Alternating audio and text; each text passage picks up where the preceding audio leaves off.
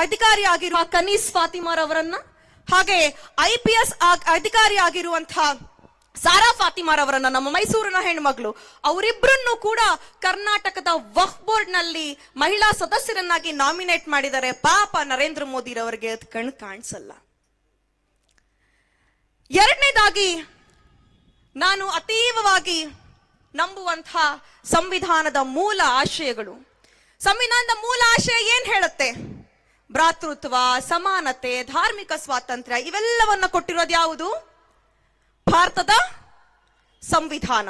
ಇವತ್ತು ಭಾರತದ ಸಂವಿಧಾನ ಇರುವ ಕಾರಣಕ್ಕಾಗಿಯೇ ನಾವು ಮಸೀದಿಗಳಲ್ಲಿ ಹೋಗಿ ನಮಾಜ್ ಮಾಡಕ್ಕೆ, ದೇವಸ್ಥಾನದಲ್ಲಿ ಹೋಗಿ ಪೂಜೆ ಮಾಡಕ್ಕೆ, ಇಲ್ಲ ಜೈನ ಮಂದಿರದಲ್ಲಿ ಹೋಗಿ ಅವ್ರದ್ದೇನೋ ಕೆಲಸ ಮಾಡೋದಕ್ಕೆ, ನಾವು ಟೋಪಿ ಹಾಕೊಳ್ಳೋದಕ್ಕೆ, ಹಿಜಾಬ್ ಹಾಕೊಳ್ಳೋದಕ್ಕೆಲ್ಲ ಅವಕಾಶ ಕೊಟ್ಟಿರೋದು ಯಾವುದು ಅಂತ ಹೇಳಿದ್ರೆ ಭಾರತದ ಸಂವಿಧಾನ.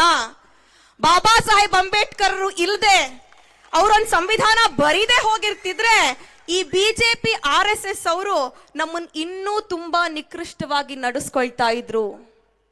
ಹಾಗಾಗಿ ಇವತ್ತು ಮುಸಲ್ಮಾನರು ನಾವು ಒಂದು ಕೈಯಲ್ಲಿ ಖುರಾನ್ ಅನ್ನ ಹಿಡಿದ್ರೆ ಮತ್ತೊಂದು ಕೈಯಲ್ಲಿ ಬಾಬಾ ಸಾಹೇಬರು ಬರೆದಿರುವಂತಹ ಭಾರತದ ಸಂವಿಧಾನವನ್ನ ಹಿಡಿದೇ ಹೋರಾಟಕ್ಕೆ ಬರಬೇಕಾಗಿದೆ.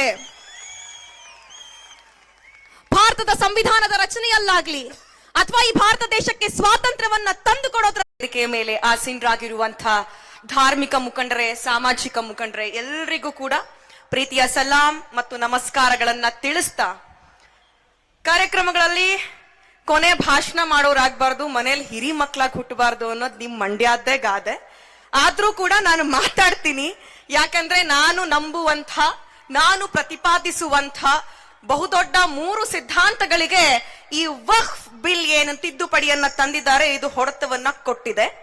ಜೊತೆಗೆ ಅತಿ ಹೆಚ್ಚು ಹಕ್ಕು ಈ ವಕ್ಫ್ ಬಿಲ್ ಅನ್ನ ವಿರೋಧಿಸೋದಕ್ಕೆ ಇರೋದು ನಮಗೆ, ಹೆಣ್ಣು ಮಕ್ಕಳಿಗೆ.